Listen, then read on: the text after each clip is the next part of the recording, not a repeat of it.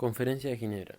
El 8 de marzo de 1954 se inician negociaciones para decidir el futuro de Indochina, en el cual participan Francia, Inglaterra, Estados Unidos, la URSS, China y dos delegaciones vietnamitas, una representando al sur y otra al norte.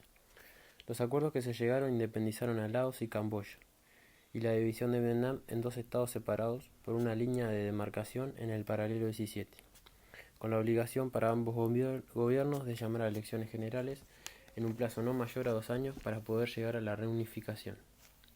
Estos acuerdos no fueron cumplidos en su totalidad. Esta región pronto empezó a verse involucrada en el conflicto Oriente-Occidente debido a la expansión del comunismo proveniente de China sobre territorio vietnamita y a la intervención de Estados Unidos para contrarrestarla. Vietnam del Norte firmó el acuerdo pero con esperanza de conquistar su influencia del sur. Vietnam del Sur y Estados Unidos no lo hicieron, limitadas a tomar una nota en lo resuelto. El gobierno de Vietnam del Sur, apoyado por Estados Unidos y Francia, no pudo consolidarse, transformándose en un régimen policíaco y autoritario, generando problemas económicos y sociales. El gobierno de Vietnam del Norte se inclinó hacia un gobierno comunista, bajo la dirección de Ho Chi Minh, que impulsó la reconstrucción económica del país y una reforma agraria. En 1957, la Comisión Internacional, creada para las aplicaciones de los Acuerdos de Ginebra, denunció las violaciones del armisticio cometidas por las dos naciones. En ese año, los simpatizantes comunistas que estaban emigrados en el norte regresan al sur.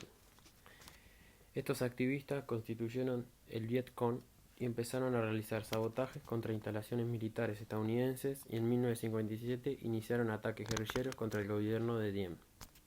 En 1961 y 1962, la administración estadounidense financiaba cerca del 80% del presupuesto del régimen de Saigón. 1963, hubo un golpe de estado militar que puso fin al gobierno de Diem, político vietnamita.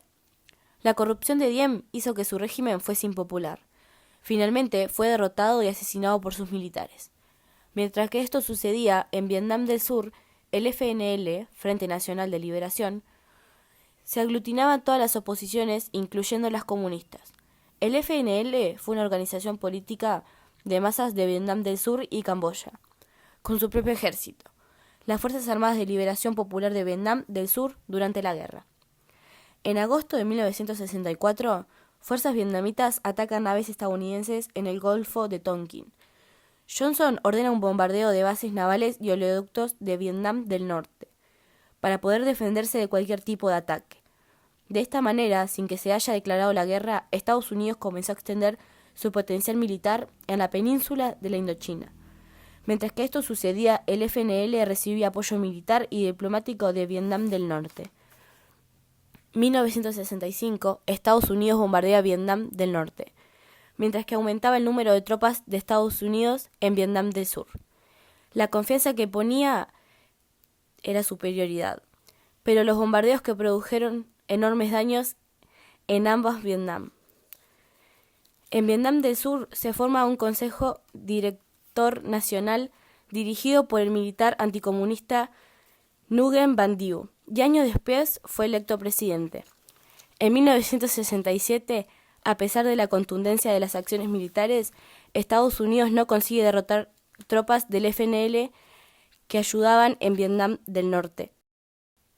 En 1968, el nuevo presidente de los Estados Unidos, Richard M. Nixon, mostró una posición más realista que la de su antecesor y trató de resolver el grave conflicto internacional en que se estaba involucrado su país. Y se buscó una retirada honrosa poniendo en práctica un plan que consistía en vietnamizar la guerra, es decir, retirar las tropas estadounidenses y dejar que los survietnamistas lucharan por ellos mismos en contra del comunismo.